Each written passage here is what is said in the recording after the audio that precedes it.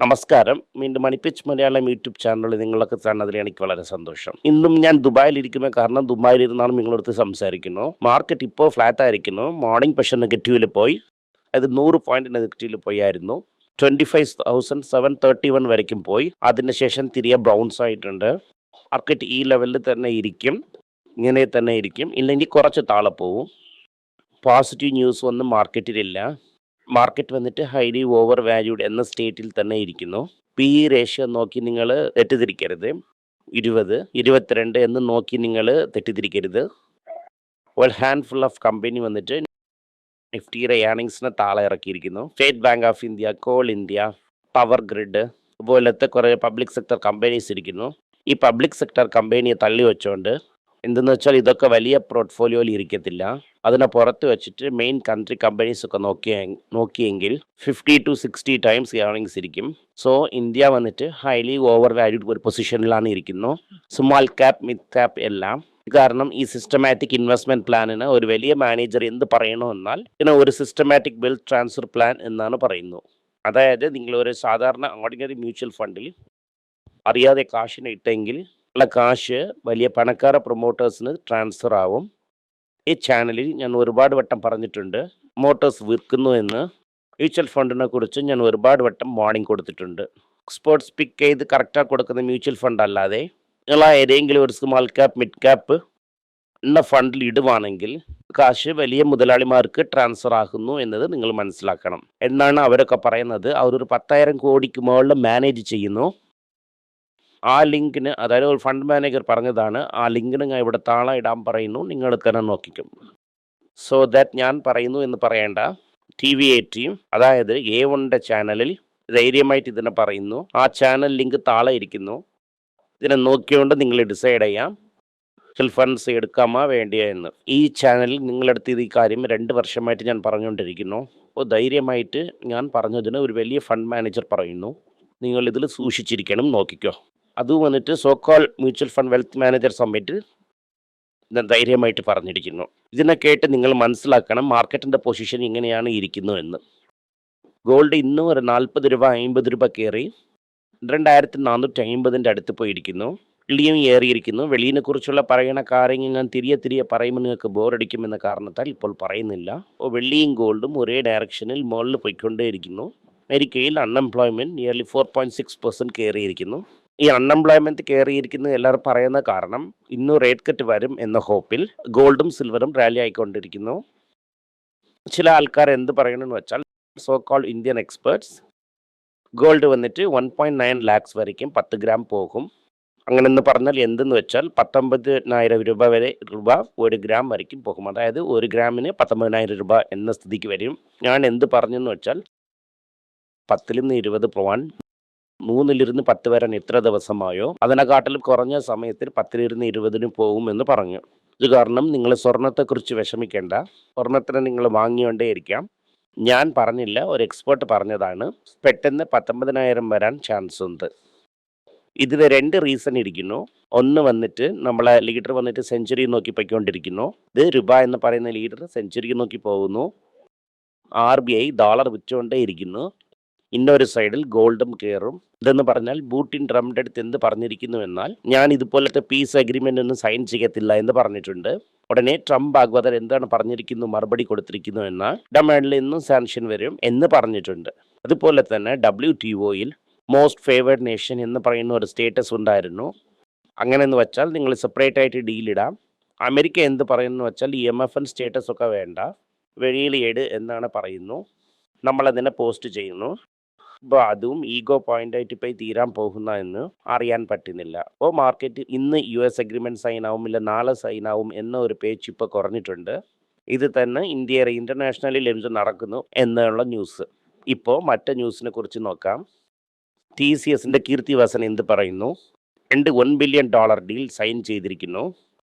AI revenue total $1.5 billion എന്ന് പറയുന്നു. അങ്ങനെയെന്ന് പറയുമ്പോൾ ഒരു വർഷത്തിന് നിയർലി 15,000 കോടിക്ക് നിങ്ങൾ AI ബിസിനസ് ചെയ്യുമെന്ന് കീർത്തിവാസൻ പറഞ്ഞിരിക്കുന്നു. അടുത്തത് ടാറ്റ ഇലക്ട്രോണിക്സിൽ ടാറ്റ ആൻഡ് സൺസ് 1,500 കോടി ആശനെ ഇഞ്ചക്ട് ചെയ്തിരിക്കുന്നു.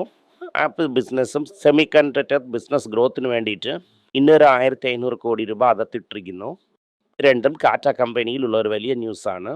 റൈറ്റാ. നമുക്ക് ടാറ്റ പാസഞ്ചറിൽ ഒരു നല്ല ന്യൂസ്. ടാറ്റ സിആർഐയുടെ ബുക്കിംഗ് ഓപ്പൺ ആയിരിക്കുന്നു. 24 മണി നേരത്തിൽ 70,000 കാറ് ബുക്കായിട്ടുണ്ട്.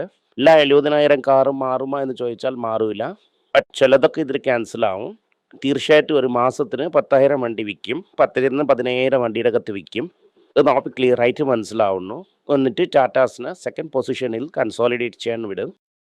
ഈ ട്രെൻഡ് കണ്ടിന്യൂ ആയെങ്കിൽ ടാറ്റയ്ക്ക് ഇത് ഒരു 1 മില്യൺ കാർ ആവാൻ ചാൻസ് വളരെ നന്നായിട്ടുണ്ട്. ആൾറെഡി ഇൻഡിക്കേറ്റ് ചെയ്തായിരുന്നു. അപ്പോൾ പഞ്ചും നെക്സോണും 1 മില്യൺ കാർസ് ആകാൻ പോകുന്നു. കാറും അതുപോലെ തന്നെ 1 മില്യൺ പോകാൻ വളരെ ചാൻസസ് നന്നായിട്ടുണ്ട്. അടുത്തത് സെൻസസിൻ്റെ ഹിസ്റ്ററിയിലെ ഇത് തന്നെ ബെസ്റ്റ് പെർഫോമിംഗ് എൻട്രൻഡ് എന്ന് ഇൻഡിഗോ പറഞ്ഞിട്ടുണ്ട്.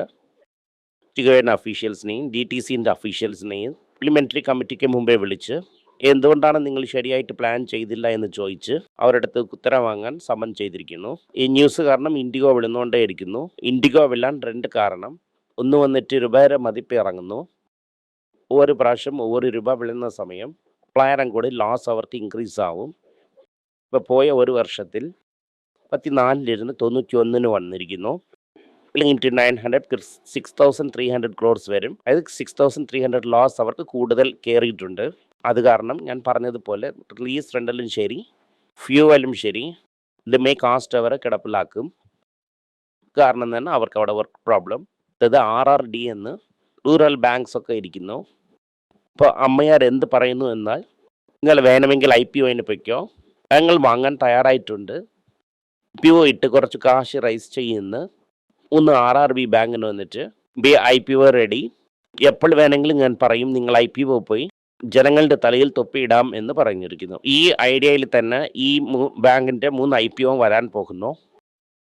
അങ്ങനെ നോക്കുമ്പോൾ ഇങ്ങനെ ഇന്ത്യൻ ബാങ്ക്സ് IPOയിൽ ഇപ്പോൾ റെഡി ആയിട്ടിരിക്കുന്നു. അടുത്തത് ഓലയിൽ വന്നിട്ട് ഇന്നലെ പറഞ്ഞായിരുന്നു 260 കോടി വിറ്റിരിക്കുന്നു എന്ന്. ഇന്നും ഒരു 1% എക്സ്ട്രാ വിറ്റ് 42 കോടി ഇട്ട് പല ചില്ലറ ലോണുകളെ അവർ കുറച്ചിട്ടുണ്ട്. ബാദേശ് അഗർവാൾ എന്ന് പറയുന്നു ഫുള്ളി ഇതോടെ അവരെ കടനൊക്കെ തീർന്നിരിക്കും. ഇതിരിക്കുന്നത് വിറ്റെങ്കിൽ അവർ കുറച്ച് കാശ് എടുത്തുകൊണ്ട് പോകും. ബാങ്ക് കുറച്ച് കാശ് എടുത്തുകൊണ്ട് പോയിട്ടുണ്ടായിരുന്നു. ആകെ മൊത്തം ഇതിൽ നിന്ന് നമുക്ക് എന്ത് മനസ്സിലാവുന്നു എന്നാൽ ഒലാശോല ആയിരിക്കുന്നു. കമ്പനിയെ എങ്ങനെ എളുപ്പിയാലും അത് കയറത്തില്ല. ചാനൽ ഒരു 10,000 കോടി വാങ്ങിയായിരുന്നു 2ാമത്തെ പ്രാവശ്യം.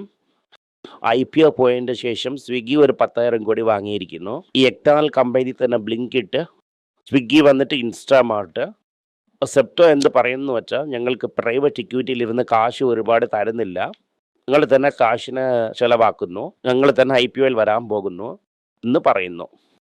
ഞാൻ താഴെ ലിങ്ക് കൊടുക്കാൻ പറഞ്ഞതിൽ അയാൾ ഹിസ്റ്ററിയെ കോട്ട് ചെയ്ത് എന്ത് പറയുന്നു എന്നാൽ 91 95 വരയ്ക്കും 5000 IPO വന്നു. ഇതിലിരുന്ന് ഇന്ന് വരയ്ക്കും ഒരു 10,000 IPO വന്നിരിക്കുന്നു. പിന്നെ 5000 കമ്പനി IPO ഇട്ടതിൽ ഒട്ടല എല്ലാ കമ്പനിയും ചേർത്ത് എക്സ്ചേഞ്ചിൽ ട്രേഡ് ആകുന്നത് വെറും 3000 കമ്പനി തന്നെ. മറ്റു കമ്പനിയൊക്കെ ദിവാലായിരിക്കുന്നു എന്ന് പറയുന്നു. അവർ ഇതിനെക്കുറിച്ചാണ് പറയുന്നു എന്ന് നമുക്ക് ക്ലിയർ ആയിട്ട് പറയാൻ പറ്റുന്നില്ല. ക്ലിയർ ആയിട്ട് അവർ എന്ത് പറയുന്നു എന്നാൽ ഈ മാർക്കറ്റ് വന്നിട്ട് വളരെ റിസ്കി ഡേഞ്ചറസും കൂടെയാണ്. അതായത് ഈ മ്യൂച്വൽ ഫണ്ട് IPOയിൽ ഇടുന്നതെ കുറിച്ച് ഞാൻ ഇത്ര ദിവസം പറഞ്ഞുകൊണ്ടിരുന്നതിന് ഇപ്പോൾ അവർ പറയുന്നു.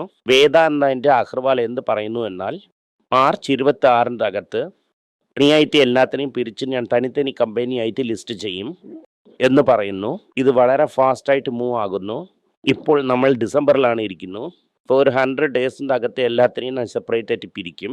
ആ ഓൺ കമ്പനി അവിടെ തന്നെ പിരിയും.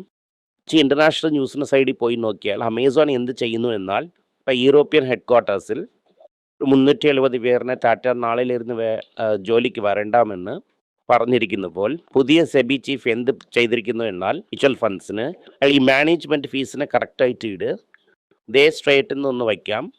അത് തന്നെ അവർക്ക് ഫീസ്. ആ ഫീസിനെ നിങ്ങൾ സെപ്പറേറ്റ് കാണിക്കണം. നിങ്ങൾ വന്നിട്ട് STT അതിൻ്റെ പിറക് ബ്രോക്കറേജ് ചാർജ് അതർ എക്സ്പെൻസസിന് നിങ്ങൾ സെപ്പറേറ്റ് ആയിട്ട് കാണിക്കണം. ജനങ്ങൾ അറിയണം നിങ്ങൾ എത്രയും ഫീസ് വാങ്ങുന്നു എന്ന്, പിന്നെ എക്സ്പെൻസസ് എത്രയും ആകുന്നു എന്നതിനെ നിങ്ങൾ അറിഞ്ഞിരിക്കണം. അതിനെയും ചേർത്ത് ഒരു കഥ പോലെ കാണിച്ച് നിങ്ങൾ ജനങ്ങളെ കൺഫ്യൂസ് ചെയ്യരുത്. എല്ലാ കാര്യങ്ങളെയും സെപ്പറേറ്റ് ആയിട്ട് കാണിക്കണം. റൂൾസിനെ പാസ് ചെയ്തിരിക്കുന്നു. അന്ന സമയം AMCയുടെ വിലയൊക്കെ കുറഞ്ഞായിരുന്നു. എന്നുവെച്ചാൽ അവർ വന്ന് പ്രഷർ ഇടും റേറ്റിനെ കുറയ്ക്കാൻ. ആ AMC റേറ്റും കുറഞ്ഞു. ഇത് പറഞ്ഞിരിക്കുന്നത് എന്നാൽ ഞങ്ങൾ മിഡിൽ നോക്കി എടുത്തിരിക്കുന്നു. അത് ഏത് സൈഡിലും പ്രോബ്ലം ഇല്ലാതെ നടുവിലുള്ള ഒരു പാത്ത് എടുത്തിട്ടുണ്ട്. എന്നെ പൊടുത്ത മട്ടിൽ ഈ സ്മാൾ ക്യാപ് മിഡ് ക്യാപ് ഫണ്ട്സൊക്കെ കുറച്ച് ഓവറാപ്പായിരിക്കുന്നു.